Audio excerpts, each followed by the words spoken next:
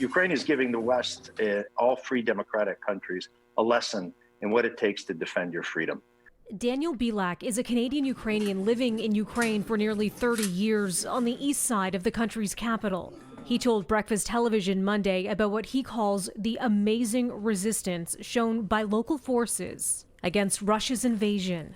I think the only people who aren't surprised are the Ukrainians themselves. We've had this narrative about Ukraine and Ukrainians for a long time that has been quite inaccurate. I'll be generous, and that somehow the Russians were going to roll over, and we're not ready, and we don't have anything to fight with, etc. Nobody understands who Ukrainians are and what they're capable of, including Mr. Putin. Ukrainian civilians have been asked to pick up arms to defend their country. These residents signing up and collecting guns Monday.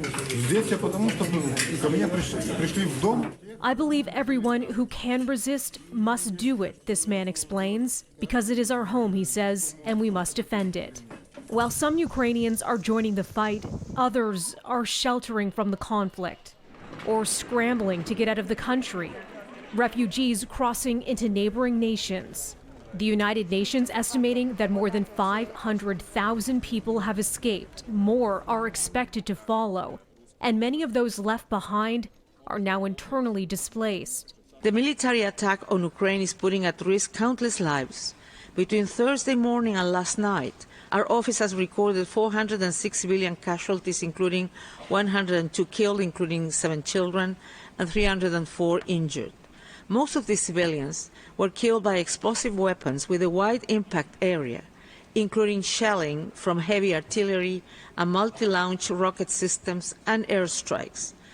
The real casualty counts, she says, are feared to be much higher.